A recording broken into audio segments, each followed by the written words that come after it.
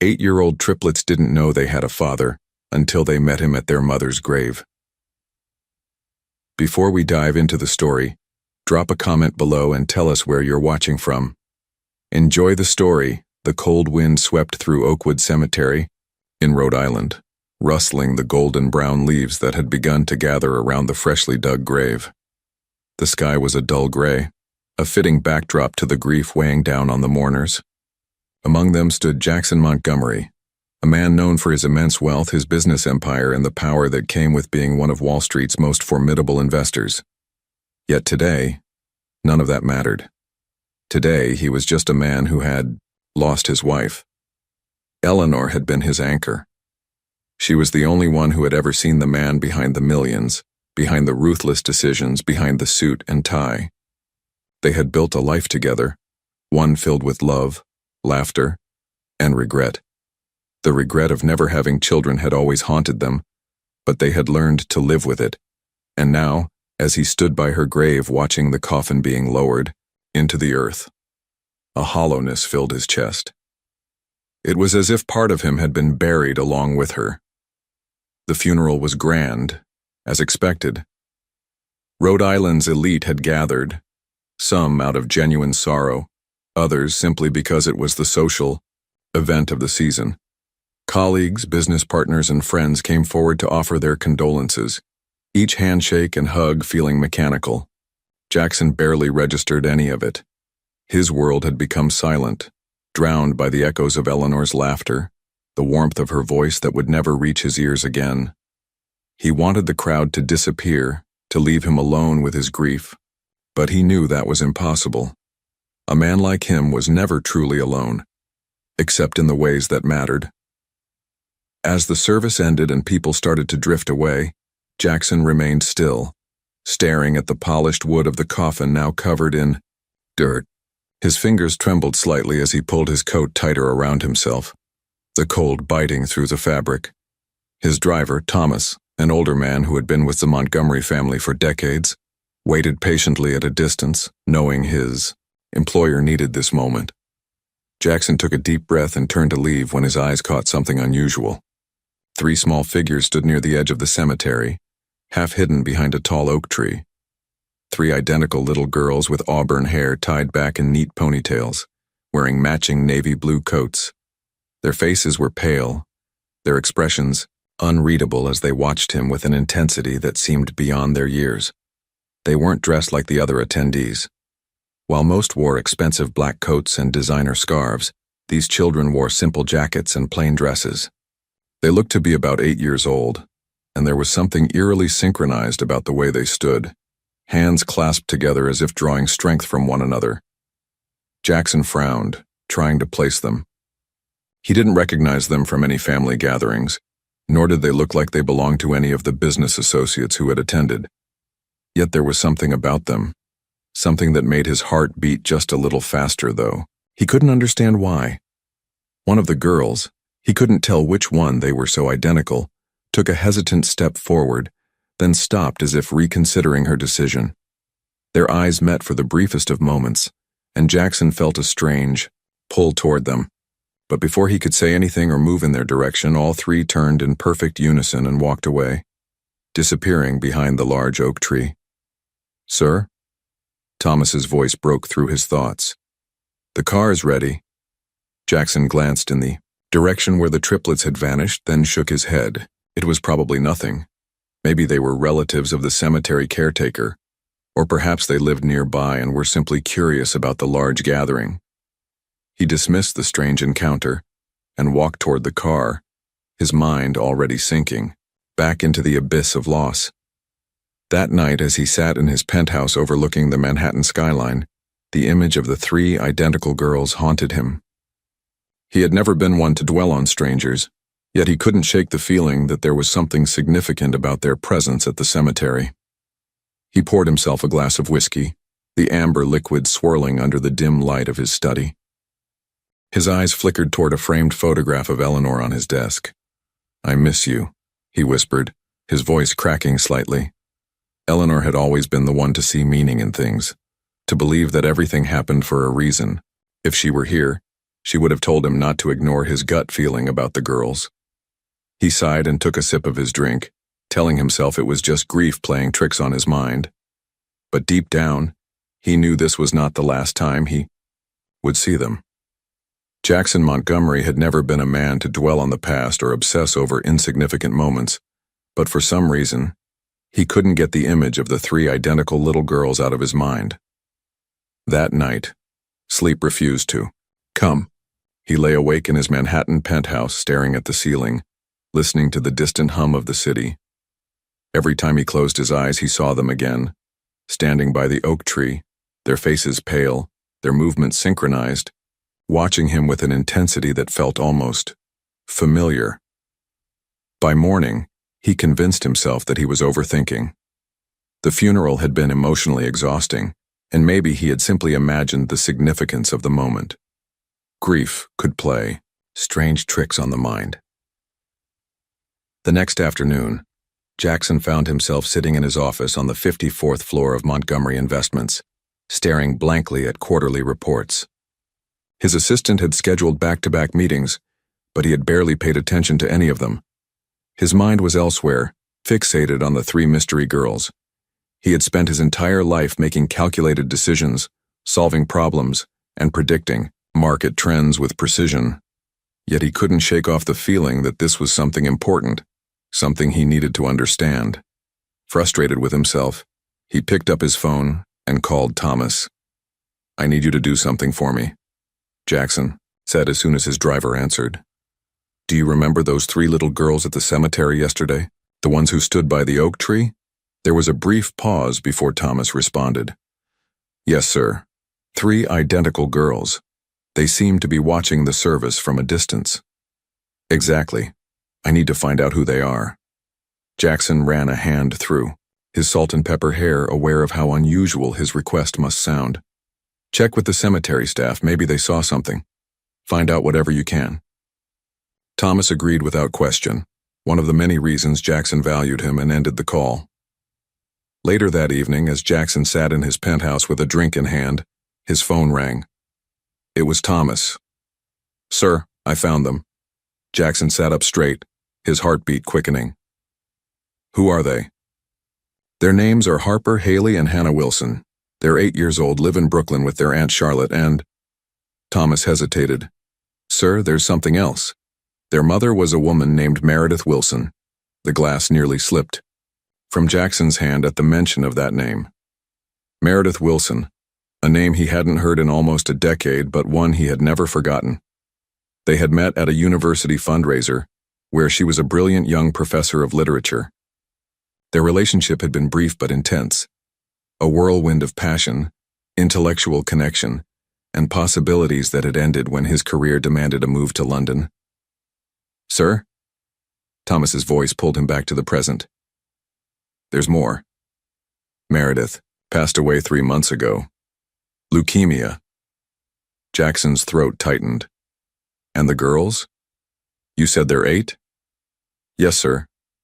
Born May 12th, 9 years ago. 9 years.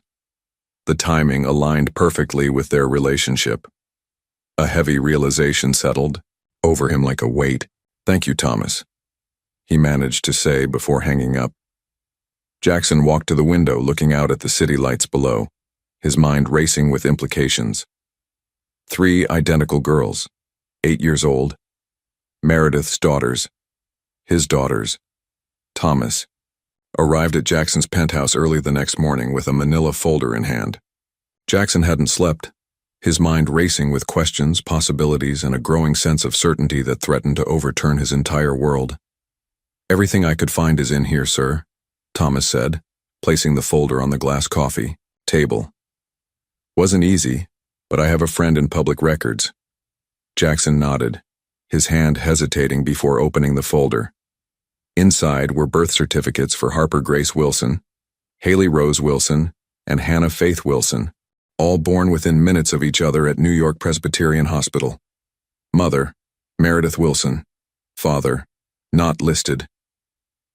His throat tightened as he examined copies of school registration forms, medical records, and finally, a death certificate for Meredith Wilson. Cause of death: complications from acute myeloid leukemia. The aunt, Charlotte Wilson, works as a high school counselor in Brooklyn. Thomas continued. Been raising the girls since Meredith passed. From what I gather, they're struggling financially. Medical bills wiped out whatever savings Meredith had. Jackson stared at a newspaper clipping about Meredith's academic achievements. A tenured professor of English literature at Columbia by 32, published author, respected in her field. And all along, raising triplet daughters alone. There's one more thing, Thomas added hesitantly. I found this. He handed Jackson a photograph. 3 little girls in tutus at what appeared to be a ballet recital, their identical faces beaming with joy. Standing behind them was Meredith, thinner than Jackson remembered, her once vibrant features gaunt but her smile radiant with pride. Something broke inside Jackson. She'd never told him. All these years he'd had daughters, 3 beautiful daughters, and never known. Had she kept them from him out of spite or something else? Did you find anything about why she never contacted me? Jackson asked, his voice barely above a whisper. Thomas shook his head. Nothing concrete, sir. But I did speak to a neighbor who knew Meredith well. Said she was fiercely independent, never wanted to be seen as asking for handouts. Apparently, she told friends the girl's father had made it clear his career came first, that he'd moved on to bigger things. Jackson closed his eyes, remembering their final conversation before he'd left for London. Meredith had asked him to stay, saying they could build something real together. He'd dismissed it as impractical romanticism, telling her that his career path was set and couldn't accommodate serious relationships. He'd been so young, so ambitious, so foolish. Find out where they live, Jackson said, decision crystallizing in his mind. And their schedules, school, activities, everything. Sir, if I may, Thomas said carefully. These girls just lost their mother. They don't know you. Approaching them might be. I know, Jackson interrupted. I need to be careful. I'm not going to barge into their lives and announce myself as their father. But I need to see them, Thomas. I need to understand what Meredith created without me. That afternoon, Jackson sat in his town car across from PS 107 in Park Slope, watching as children streamed out of the building. And then he saw them, 3 identical girls in navy blue school uniforms, backpacks slung over their shoulders, walking together in step. His daughters, the girls who would change everything. For the next week, Jackson Montgomery lived a double life. By day, he was the ruthless Wall Street investor, making deals and commanding boardrooms.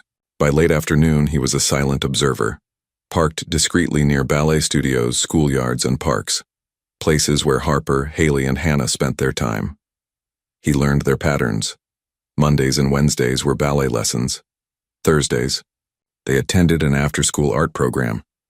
Fridays, their Aunt Charlotte took them for ice cream at a small shop in Park Slope. He watched them from a distance, recognizing pieces of himself in each girl. The determined set of Harper's jaw, Haley's analytical way of observing everything, Hannah's graceful movements.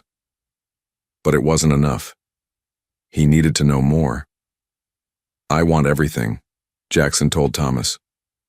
Medical histories, school reports, who their friends are, what books they read. I need to understand them. Thomas, ever loyal but increasingly concerned, compiled what he could. Sir, he said carefully, handing over another folder. There's something you should see first. Inside was a letter, not addressed to Jackson, but to the girls. It had been found among Meredith's personal effects after her death, according to Thomas's source at the hospital where she'd spent her final days. Jackson unfolded the pages with trembling hands, recognizing Meredith's elegant handwriting immediately. My darling girls, if you're reading this, it means I've had to leave you sooner than I wanted. There's so much I still needed to teach you, so many moments I wished to share. But know this, you have been the greatest joy of my life, my 3 perfect miracles. There's something I should have told you about your father. His name is Jackson Montgomery. He was brilliant, ambitious, and for a brief time, the love of my life. When I discovered I was carrying you, He had already left for a new life in London. I made a choice then, perhaps right, perhaps wrong, not to tell him about you. It wasn't because he wouldn't have cared. It was because I saw his path clearly, a future of tremendous success that required his complete dedication. I couldn't bear to be the one who forced him to choose, or worse, to be resented by him for changing the course of his life. So I chose, for all of us, and embraced the beautiful challenge of raising you alone. I've never regretted that decision, not when I saw your first smiles, heard your first words, or watched you take your first steps. But I've often wondered if you might someday need him, or if he might need you. If someday you wish to find him, know that my choice doesn't bind you. You have that right. All my love, forever and always. Mom. Jackson read the letter 3 times, tears streaming down his face. She hadn't kept the girls from him out of malice or spite. She had given him the freedom to pursue his ambitions, shouldering the burden alone. The weight of her sacrifice crushed him. She never even tried to contact me, he whispered, more to himself than to Thomas. According to her sister Charlotte, she almost did once, Thomas said quietly. When the girls were about 3, Meredith was struggling financially. She looked you up, found you'd married Eleanor, and seemed to be building the exact life she'd imagined for you. She decided then to let you be. Jackson closed his eyes, imagining Meredith alone with 3 toddlers, working to support them, never asking for help, while he and Eleanor had everything, except the children they'd desperately wanted. The irony was unbearable. I need to meet them, he said finally. Not as their father, not yet, but somehow I need to be in their lives. Jackson sat on a park bench in Prospect Park, his heart racing beneath his casual attire. Gone was the tailored suit, replaced by jeans and a simple button-down, an attempt to look less intimidating.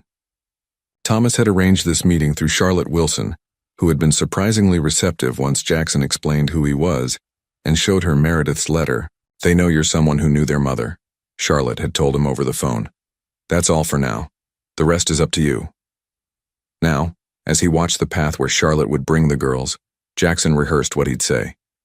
How do you introduce yourself to children you've created but never known? Children who had just lost their mother and had no idea who he really was? He spotted them before they saw him. 3 identical figures in different colored jackets. Harper in red, Haley in blue, Hannah in purple. Charlotte had told him they insisted on wearing different colors, their small rebellion against being seen as one unit, rather than 3 individuals. Charlotte caught his eye and nodded, leaning down to whisper something to the girls. They approached, cautiously studying him with identical expressions of curiosity and suspicion. Girls, this is Mr. Montgomery, Charlotte said. The friend of your mom's I told you about. Jackson stood, suddenly feeling awkward and oversized in their presence. Hello, he said, his voice softer than usual. Thank you for meeting me. The girls said nothing, maintaining a unified front. Charlotte gestured toward a nearby playground. Why don't you 3 go play for a bit while Mr. Montgomery and I talk? The triplets exchanged glances, having one of those silent conversations that only multiples seem capable of. Finally, they moved toward the swings, still watching Jackson. Over their shoulders, that's Harper in red, Charlotte explained, sitting beside him. She's the protector, the firstborn. Haley in blue is the thinker, always analyzing, always questioning. And Hannah in purple is the peacemaker, the one who feels everything most deeply. Jackson nodded, trying to commit their differences to memory. How much does she look like Meredith, he murmured, watching Hannah's gentle movements. They all have pieces of her, Charlotte said, and pieces of you. Harper has your determination. Haley has your analytical mind. Hannah has your artistic sensitivity, though you might not recognize that in yourself. They watched the girls play, maintaining their distance from other children, sufficient unto themselves. They've been through so much, Charlotte continued. Meredith was sick for almost a year before. She trailed off. They're still processing. Harper barely speaks anymore. Haley has nightmares. Hannah draws the same picture over and over. Their mother in a hospital bed. Jackson felt a tightness in his chest. I want to help them. With all due respect, Mr. Montgomery, they don't need your money. They need stability, consistency. If you're going to be in their lives, it can't be halfway. Before Jackson could respond, Harper approached, the other two trailing behind her. She stood directly in front of him, arms crossed. Did you really know our mom? She demanded, her voice strong despite her small stature. Jackson met her gaze, recognizing the challenge there. Yes, he said truthfully. A long time ago. Why didn't you ever visit her? Why haven't we met you before? Jackson glanced at Charlotte, who gave him a small nod. He looked back at Harper. I lived far away for many years. If I had known about you three, I would have visited. Harper's eyes narrowed. You're rich, aren't you? I saw your car. Harper, Charlotte admonished gently. It's okay, Jackson said. Yes, I am. Harper's next words cut to the bone. Then why didn't you help Mom when she was sick? Rich people can get special doctors. The simplicity of her logic, the accusation in her eyes, Jackson had no defense. Before he could formulate a response, Hannah stepped forward and studied his face intently. Mom had a picture of you, she said softly, in her special box. For a moment, no one spoke. Then Haley, who had been quietly observing the entire exchange, asked the question that changed everything. Were you in love with our mom? Were you in love with our mom? Haley's question hung in the air, and for a moment Jackson felt as though he'd forgotten how to breathe. 3 identical pairs of eyes watched him expectantly, with a directness only children could muster. This wasn't a boardroom negotiation. There was no strategic answer that would win him points or close a deal. There was only truth. Yes, he said simply. Yes, I was. Something shifted in the girl's expressions, a subtle change but unmistakable. It was Hannah who spoke next, her voice gentle. She had a special smile when she talked about you, different from her regular smile. Jackson swallowed hard. What did she tell you about me? Harper crossed her arms tighter. Not much. Just that you were smart and ambitious and lived far away. She said you were going to change the world, Haley added, her analytical gaze still assessing him. Did you? The question struck Jackson like a physical blow. Had he changed the world? He'd made billions, controlled markets, transformed skylines with his investments. But sitting here facing these 3 little girls, his daughters, that seemed remarkably hollow. I tried, he answered honestly. But I'm not sure I succeeded in the ways that truly matter. Charlotte stood up, placing a hand on Harper's shoulder. Girls, we should probably head home. It's getting late, and you have ballet in the morning? Can I see you again? Jackson asked, the question directed more at the triplets than at Charlotte. The girls exchanged glances, another silent conference taking place. Finally, Harper spoke for them all. Maybe. We'll think about it. As he watched them walk away, hand in hand with their aunt, Jackson felt something he hadn't experienced in decades, a complete loss of control over a situation. These 3 small humans held all the power, and rightly so. Back in his penthouse that night, Jackson stood at the floor-to-ceiling windows overlooking Manhattan, the city he had helped shape through countless investments and developments. The view had always filled him with satisfaction, but tonight it left him empty. He walked through the immaculate space, 5,000 square feet of luxury that suddenly felt excessive and lonely. The guest rooms had never hosted children. The kitchen had never seen small hands making messes. The hallways had never echoed with laughter or footsteps running from room to room.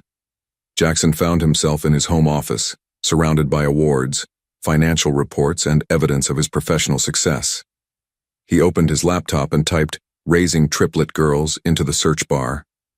Soon he was immersed in articles about multiple birth psychology, the importance of recognizing individuality, common developmental challenges. By morning, his desk was covered with notes. He had ordered books on child development, researched the best schools in the city, and compiled information on ballet programs.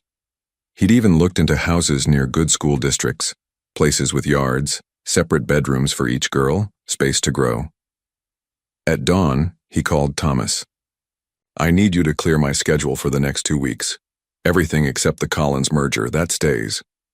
Thomas, accustomed to Jackson's demanding nature, but not to personal time off, hesitated.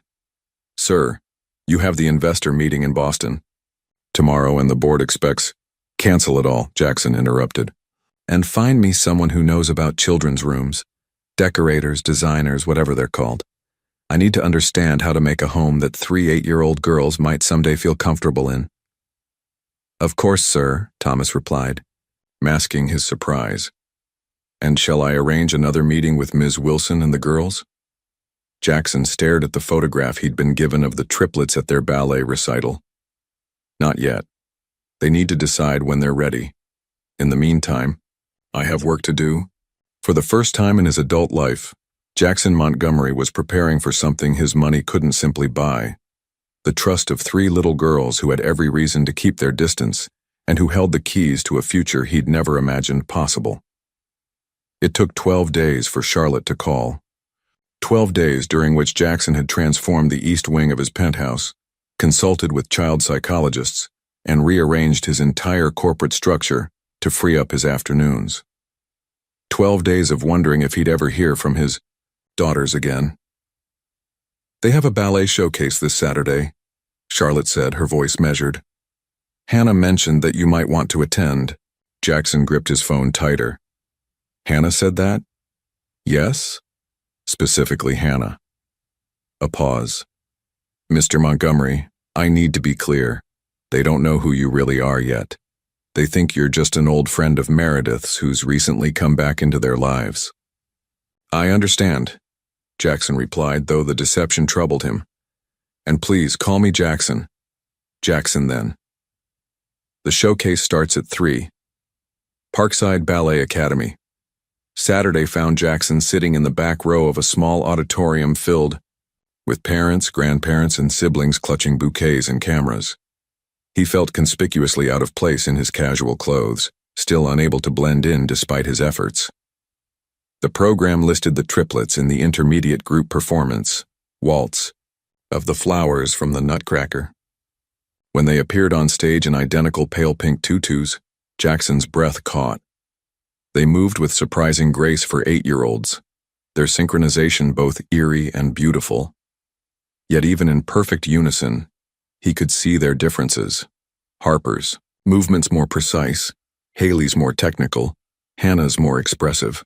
"They're quite talented," whispered a woman beside him. "Such discipline at their age."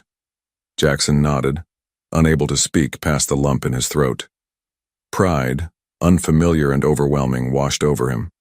These extraordinary children shared his DNA, yet he'd had nothing to do with their development, their talents, their resilience. After the performance, he waited in the lobby, a small bouquet in hand. When the triplets emerged with Charlotte, their faces flushed with exertion and excitement, Hannah spotted him first.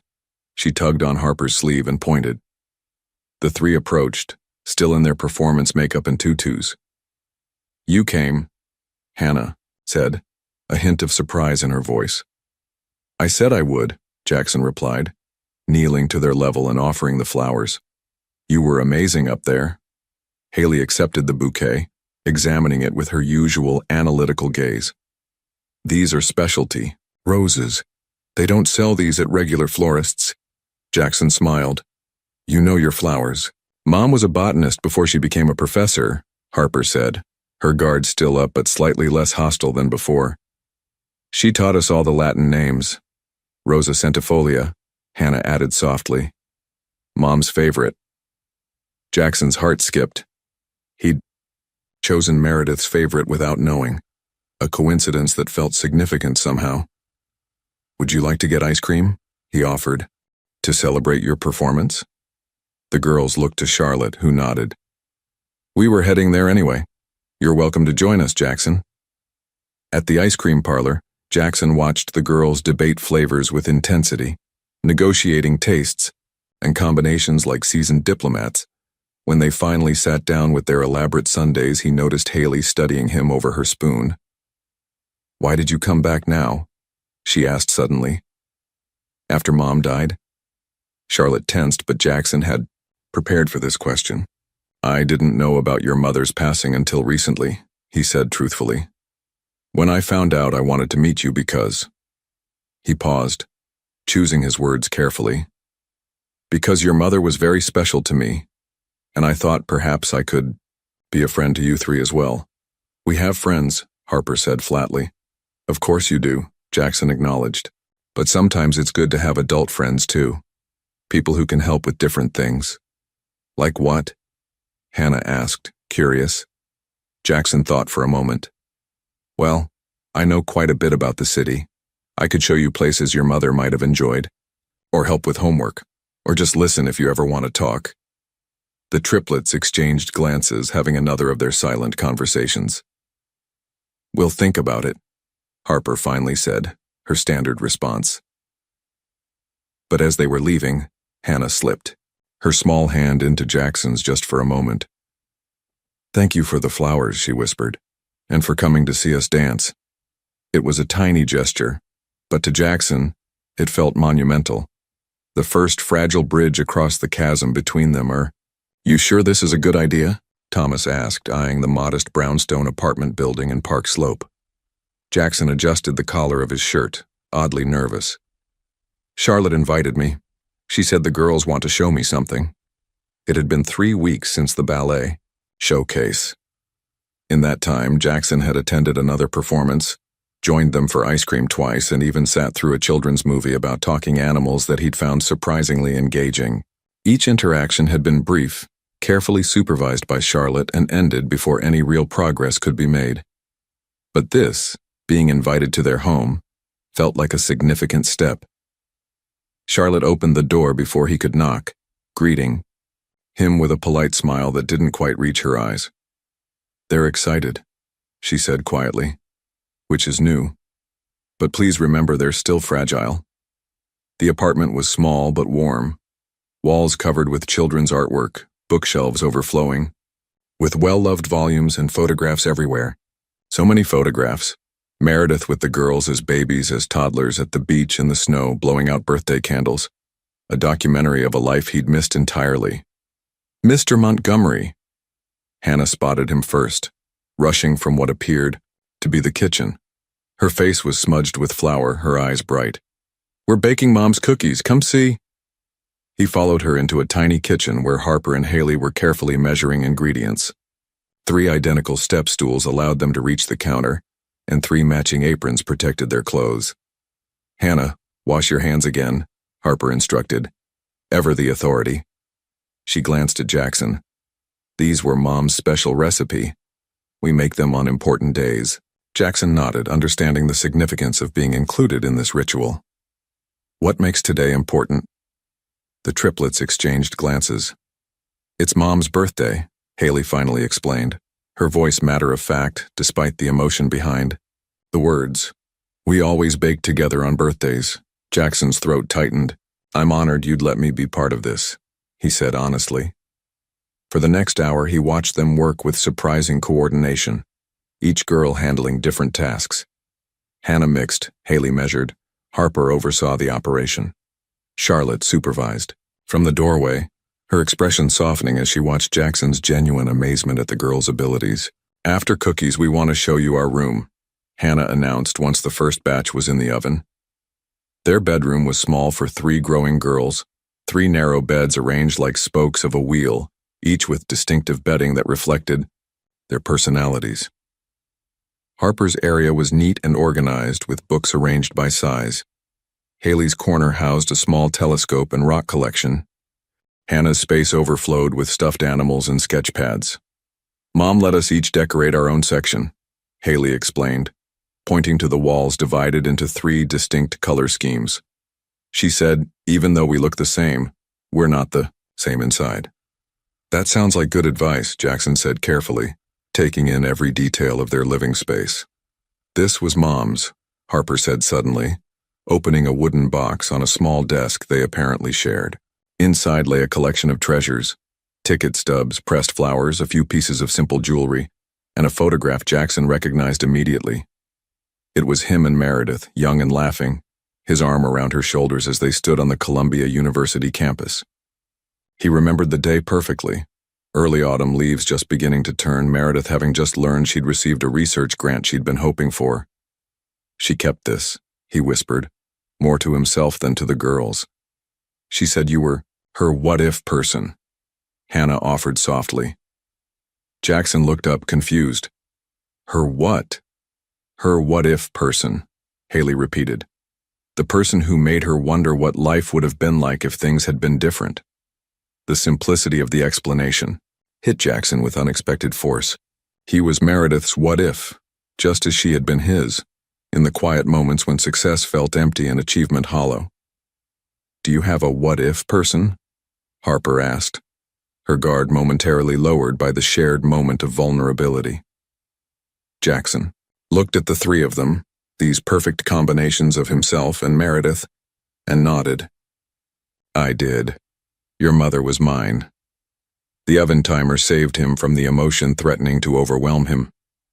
As they rushed to check their cookies, he remained in their room for a moment, touching the photograph gently before replacing it in the box. Meredith had kept him in her life, in her way. Now he had to earn the right to be in their daughters' lives, in his. Autumn arrived in New York, painting Central Park in shades of amber and gold. Jackson found himself spending his lunch break sitting on a bench near the pond, watching the leaves drift onto the water's surface, thinking about three little girls who had gradually begun to occupy his thoughts, his plans, and increasingly, his heart. The triplets had fallen into a routine of sorts with him. Saturday afternoons at IY, various museums, parks, or bookstores, always with Charlotte nearby, always carefully timed and structured. Jackson had learned to navigate their distinct personalities, bringing astronomy books for Haley, new ballet slippers for Hannah, and carefully selected novels for Harper, who remained the most guarded of the three. Today, though, Jackson wasn't scheduled to see them. He sat alone reviewing contracts on his tablet when his phone chimed with a message from Charlotte. Girls have half day at school. Wondering if you might be free this afternoon? Something they want to ask you. Jackson rearranged 3 meetings and a conference call without hesitation, then headed to their favorite spot, a small cafe near the American Museum of Natural History where the owner always gave the girls extra whipped cream on their hot chocolate. When he arrived, they were already seated at what had become their table. Harper was reading, Haley was explaining something with elaborate hand gestures, and Hannah was sketching in her ever-present notebook. They looked up at his approach, and he was struck again by how identical, yet different they were. You came, Hannah exclaimed, the most openly affectionate of the three. Of course, Jackson said, sliding into the empty chair.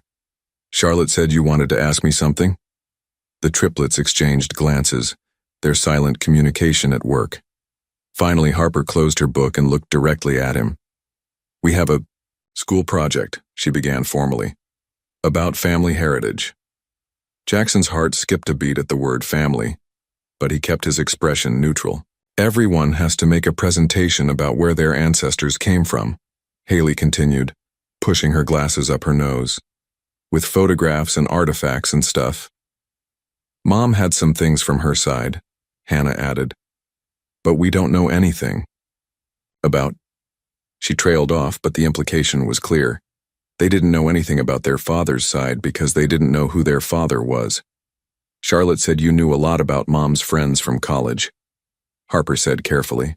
We thought maybe you could help us find information about other people she knew. Jackson glanced at Charlotte, who gave him a small nod, permission to navigate this delicate territory. I'd be happy to help, he said, keeping his voice even, despite the emotion building in his chest. When is the project due? 2 weeks, Haley said. We need to bring in photographs and talk about traditions and stuff. Jackson thought quickly. Well, I happen to know your mother's family came from Scotland originally, and she loved their traditions. She once made me try haggis. Hannah giggled. What's haggis? Something truly terrible, Jackson said with mock seriousness, earning smiles from all 3 girls. But I could tell you more about that, and maybe help you research some Scottish traditions for your project. That would be good, Harper said, still formal but slightly less guarded. If you want, Hannah added shyly. You could come to our apartment this weekend to work on it. We have all Mom's old photo albums there. Jackson caught Charlotte's eye again, seeing her subtle surprise at the invitation. This was the first time the girls had asked him to their home, rather than meeting in neutral territory. I'd like that, very much, he said, trying to keep the emotion from his voice. As they finished their hot chocolates, Jackson noticed Haley studying him with her analytical gaze. Your eyes crinkle at the corners when you smile, she observed. Just like Hannah's. Do. The simple observation sent a jolt through him. Did they somehow sense their connection to him? Was it becoming visible to them in the small similarities they shared? Is that so? He managed to say lightly, as Charlotte smoothly changed the subject. But later, as he watched them leave, Jackson knew something had shifted. The girls had invited him into their home, into their project, into their questions about heritage and family. They were opening a door, however slightly, that might eventually lead to the truth. For the first time, he allowed himself to hope that someday they might not just know him as their father, but accept him as their dad. The brownstone felt different this time. As Jackson climbed the steps to Charlotte's apartment, he sensed the subtle shift in purpose. This wasn't just a casual visit. The Triplets had invited him specifically to help with their heritage project, a project about family. His stomach tightened as he knocked on the door. Harper answered, her face serious as always. You're exactly on time, she observed, stepping back to let him in. Jackson had learned that punctuality impressed her. She was a child who valued order and reliability. Inside, the living room had been transformed into a project headquarters. The coffee table was covered with craft supplies, and photo albums were stacked neatly on the couch. Hannah knelt on the floor arranging colored paper, while Haley sat cross-legged with a laptop open, clearly deep in research. We're doing a tri-fold presentation board, Haley explained without looking up. One section for Mom's heritage, one for Scotland like you said, and one for... She hesitated, then finished. General New York culture. Jackson understood the gap in their project, where their father's heritage should be. He set down the bag he'd brought and took a seat on the edge of the couch. I brought some things that might help, he said, reaching into the bag. Some books on Scottish clans, photographs of Edinburgh where your mother's family originated, and... He paused for dramatic effect. Authentic Scottish shortbread. Hannah's eyes lit up at the mention of treats, but it was Harper who spoke. Before we start, she said, her small voice surprisingly authoritative, we need to talk about something important. Jackson felt his chest tighten. Of course. The Triplets exchanged glances, and Charlotte, who had been observing from the kitchen doorway, came to sit nearby, close enough to support the girls but giving them space to speak for themselves. We had a family meeting, Harper continued, clearly the designated spokesperson. About you. About me? Jackson kept his tone light despite his racing heart. Yes, Haley confirmed. We talked about why you're spending time with us and what it means. Hannah nodded earnestly. And we made some rules. Jackson blinked, surprised by their directness. I see. May I hear these rules? Harper pulled out a folded piece of paper from her pocket and carefully opened it. Rule 1. You can be our friend, but you can't try to replace Mom. I would never try to do that, Jackson said softly. Your mother was irreplaceable. Harper nodded, satisfied, and continued. Rule 2. When you say you'll do something, you have to do it. No breaking promises. Absolutely agreed, Jackson said. Rule 3, Haley interjected. No trying to buy our friendship with expensive presents. Hannah wanted to add except on birthdays, but we voted and decided no exceptions. Jackson smiled despite himself. Fair enough. Rule 4, Hannah added softly. You have to be honest with us. The room went still. Jackson felt Charlotte's eyes on him, the weight of the moment pressing down. Always, he promised, though the irony of the pledge wasn't lost on him. Here he was, agreeing to honesty while concealing the most fundamental truth. And Rule 5, Harper concluded, if we decide we don't want to see you anymore, you have to respect that. That last rule hit Jackson like a physical blow. The possibility that these 3 little girls might simply decide to remove him from their lives again. It was almost unbearable to consider. But he understood their need for control, for boundaries in a world where so much had been taken from them already. I accept all your rules, he said solemnly. Thank you for being so clear about what you need. Something in Harper's posture relaxed slightly. She folded the paper and tucked it back into her pocket.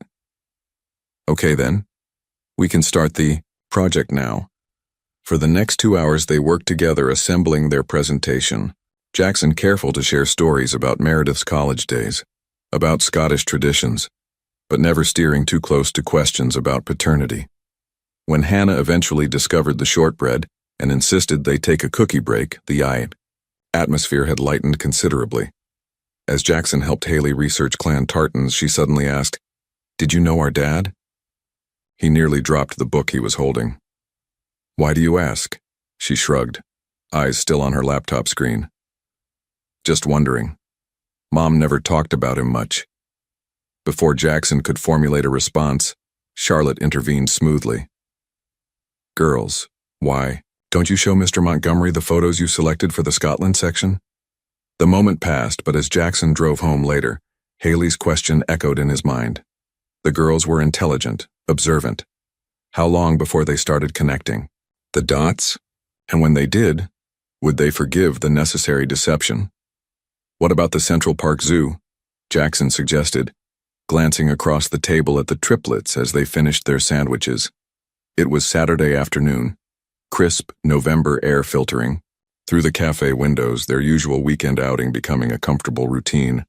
Harper shook her head decisively. "We've already been there 5 times. Mom took us every spring." "The Natural History Museum, then?" He tried again. "Been there too," Haley said, adjusting her glasses. "We've seen all the dinosaurs, twice." Jackson nodded, realizing he needed to suggest something new, something that wouldn't overlap with their memories of outings with Meredith. He'd been careful about that, not replacing their experiences with her, but creating different ones that could exist alongside those precious memories. "What about ice skating?" Hannah suggested suddenly, her eyes brightening. "We've never been ice skating." Jackson smiled. "Woolman Rink? That could be fun."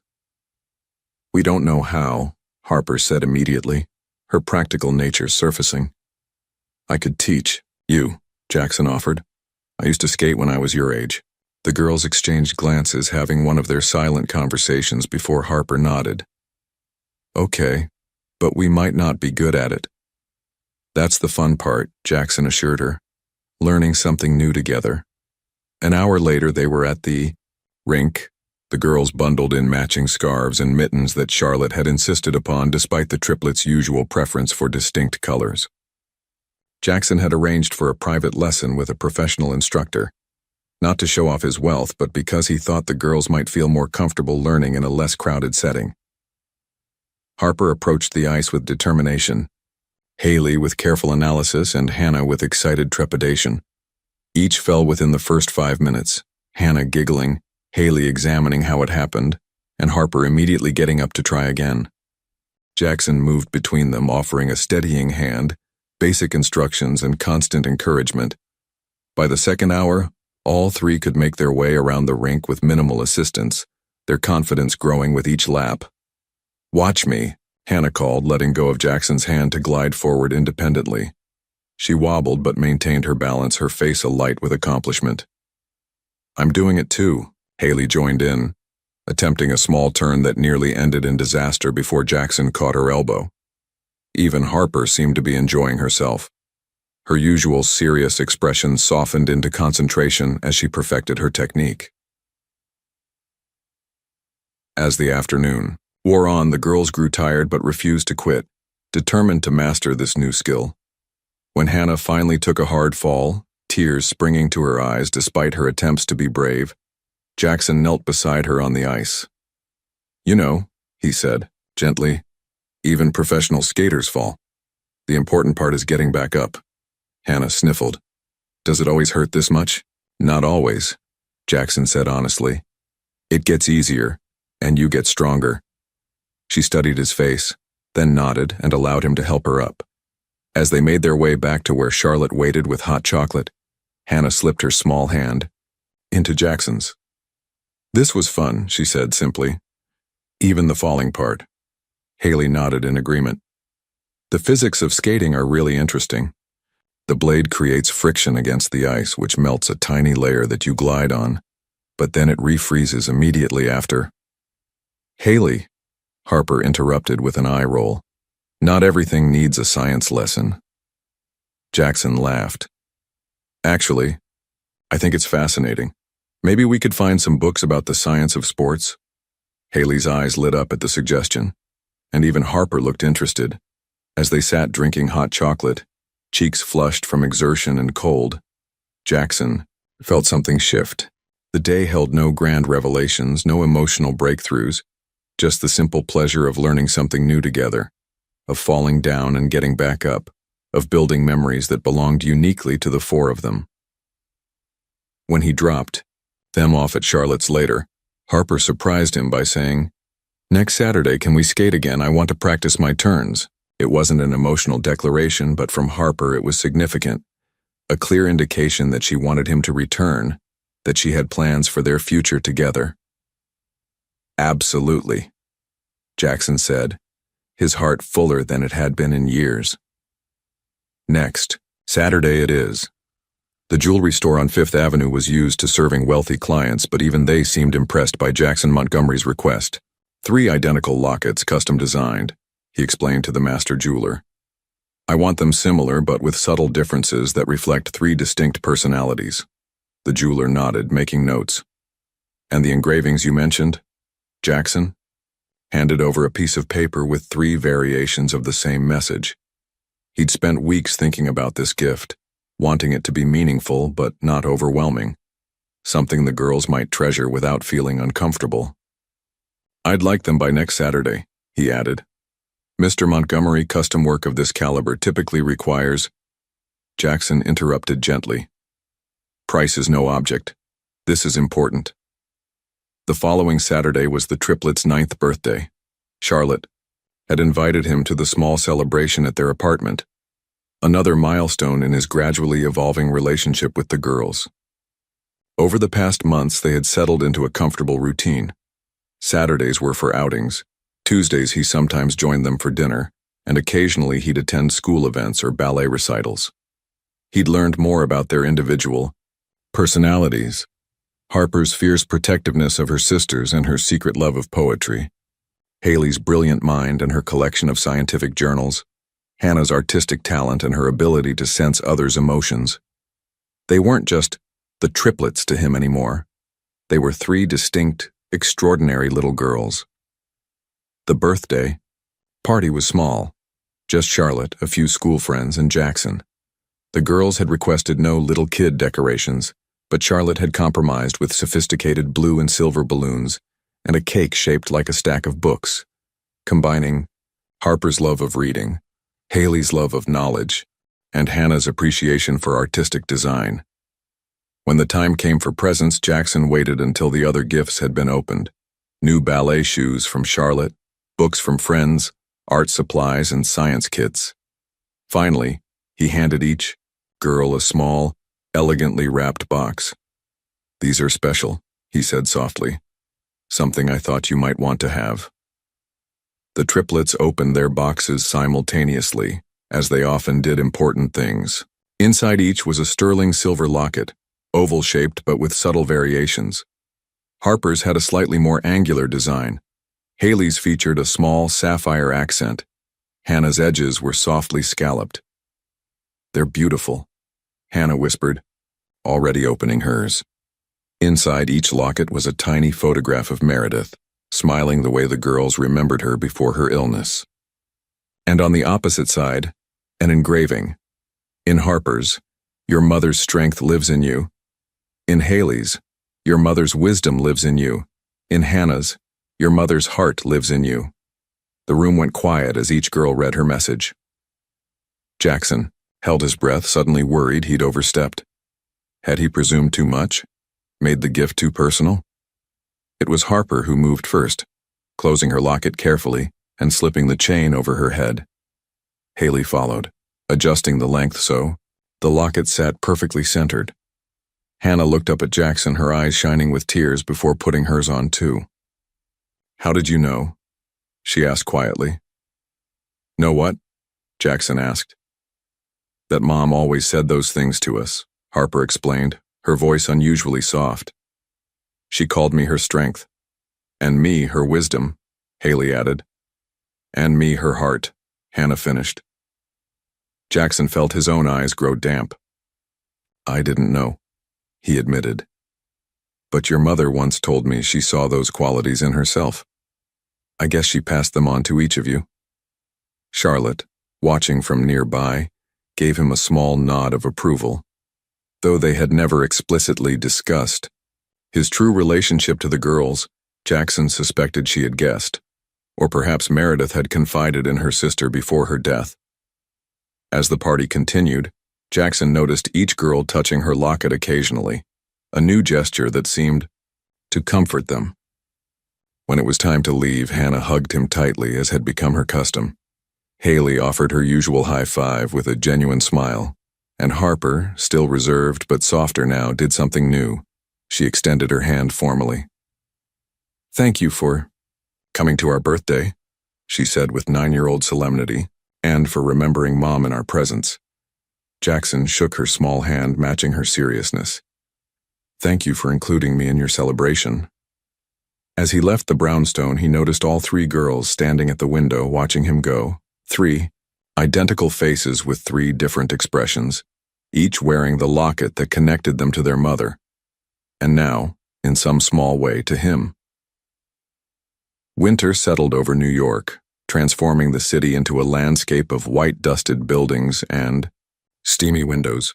For Jackson, the changing season brought new rhythms to his evolving relationship with the Triplets.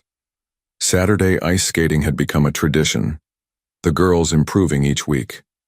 Tuesday dinners now featured animated debates about books, science, facts, and ballet techniques. And occasionally, when Charlotte needed an evening to herself, Jackson would step in. Not quite babysitting, as Harper firmly pointed out, but hanging out. On one such evening in early December, Jackson arrived at the brownstone with a folder tucked under his arm. The girls greeted him with their distinct styles, Hannah with an enthusiastic hug, Haley with a detailed account of her science experiment, and Harper with a careful assessment of his punctuality. "What's that?" Harper asked, pointing to the folder as Jackson hung up his coat. "Something I wanted to show you 3, he replied. "After dinner, maybe?" Charlotte had left homemade lasagna, and the 4 of them fell into their routine. Jackson, setting the table while Haley calculated the precise timing for reheating, Hannah arranged napkins into elaborate shapes, and Harper oversaw the entire operation with her clipboard checklist. As they ate, Jackson noticed how much had changed in the 6 months since he'd first met them. Conversations now flowed naturally. Inside jokes had developed, and his presence had become normal, expected even. The Triplets still maintained some boundaries. Certain topics remained off limits. Certain memories were private. But the walls had lowered significantly. After dinner, as the girls cleared the table, a chore chart hanging prominently on the refrigerator, Jackson opened the folder on the coffee table. "I have a project I wanted your opinion on," he said casually. The girls gathered around, curious. Inside were architectural drawings, blueprints for what appeared to be a large apartment. "What is this?" Haley asked, already studying the measurements. "I'm thinking of moving," Jackson explained. "My current place is too big for just one person, and it doesn't feel much like a home. These are plans for a new apartment I'm considering." Hannah peered at the drawings. "It has 4 bedrooms." "Yes," Jackson said carefully. "1 master bedroom and 3 others. I was hoping you 3 might help me decide how those rooms should be designed." The Triplets exchanged glances, their silent communication at work. "Why do you need 3 extra bedrooms?" Harper asked directly, ever the pragmatist. Jackson took a breath. This was the moment he'd been preparing for. Not a full revelation, but a step toward it. Well, I thought it might be nice if someday you three might want to stay over occasionally, if that's something you'd be comfortable with. Another silent exchange between the girls. Then Haley, practical as always. Our aunt would have to approve. Of course, Jackson agreed quickly. I've already spoken with Charlotte. She thinks it might be a good idea eventually, but only if you want to. Hannah was already examining the blueprints with excitement. Could we each have our own room, with different colors? That's exactly what I was thinking, Jackson said, smiling at her enthusiasm. Each room designed specifically for each of you. Harper remained skeptical. We've never stayed anywhere without Aunt Charlotte, not since Mom. I understand, Jackson said gently. This isn't something that has to happen right away, it's just planning for possibilities. Haley adjusted her glasses, studying the layout. The room in the corner gets the most natural light. It would be optimal for my telescope. Harper shot her a look. You're already picking rooms? I'm evaluating options, Haley corrected. It's hypothetical analysis. Hannah had already grabbed a pencil and was sketching ballerinas along the margin of the blueprint. My room could have a bar along one wall for practice. Jackson watched them carefully, gauging their reactions. This was delicate territory, suggesting a deeper integration into their lives, a more permanent connection. Unexpectedly, it was Harper who asked the question that had been hovering unspoken for months. Why are you doing all this? Why do you care about us so much? The room went quiet. Even Hannah stopped drawing. Jackson felt 3 identical pairs of eyes watching him, waiting. He chose his words carefully. Because you 3 are the most important people in my life now. Because knowing you, spending time with you, has changed everything for me. But why? Harper pressed. We're just kids you met at a funeral. Jackson glanced toward the kitchen, where Charlotte had appeared in the doorway, listening. She gave him a small nod. Permission to navigate this moment as he saw fit. The truth is, he said softly, I cared about your mother very much, and I see so much of her in each of you. But beyond that, I've come to care about you 3 for exactly who you are. He paused, then added, some people come into our lives by birth, some by chance, and some by choice. I'm choosing to be in your lives, if you'll let me continue. Hannah moved first, coming to sit beside him on the couch. I'd like a purple room, she said simply. Haley nodded, making a note on the blueprint. The lighting in the corner room really is superior, and I'd need shelves for my collection. Harper didn't join in immediately, but her expression had softened. I suppose having somewhere else to stay occasionally might be acceptable. Then with characteristic directness. But I'd need a bookcase, a big one. The biggest I can find, Jackson promised, his heart lighter than it had been in years. Later, after the girls had gone to bed and Jackson was preparing to leave, Charlotte stopped him at the door. You're doing well with them, she said quietly. They trust you. Not enough for the whole truth, Jackson replied. Not yet.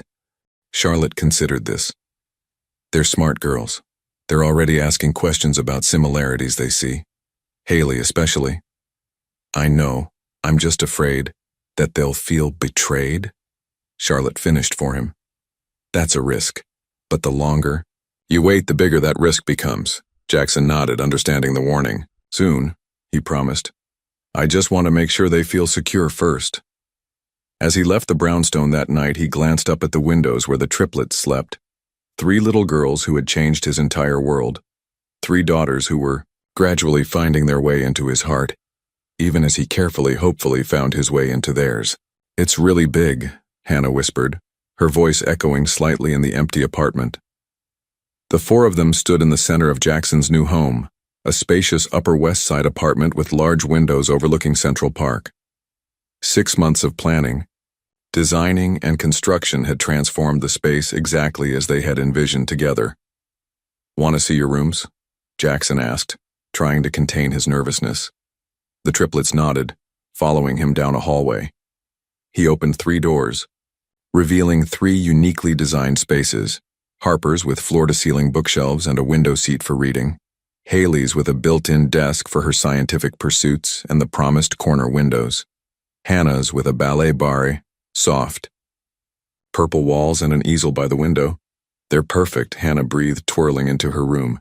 Dimensionally optimal, Haley agreed, already testing her desk height. Harper ran her fingers along the book spines.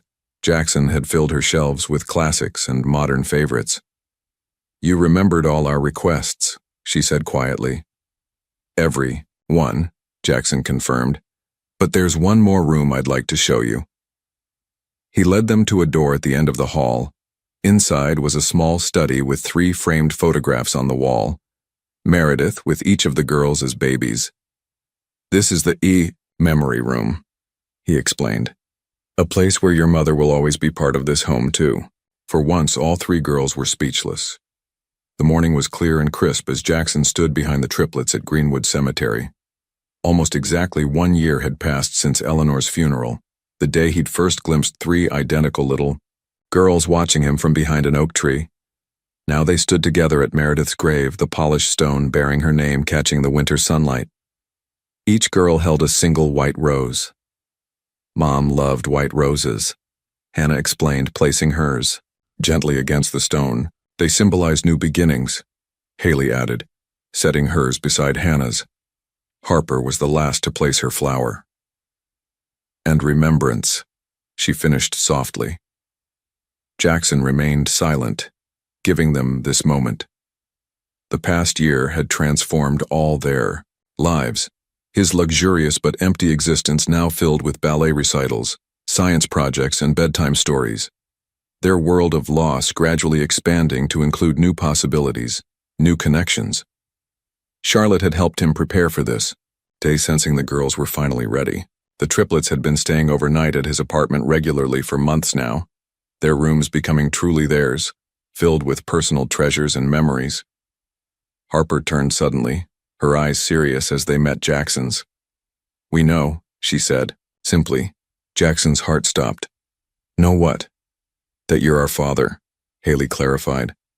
We figured it out. We found Mom's letters, Hannah added, the ones she never sent you. Jackson knelt down, meeting their eyes. I wanted to tell you. We know that too, Harper interrupted. Then, after a pause that felt eternal, she stepped forward and took his hand. Mom would be happy you're here now, Dad.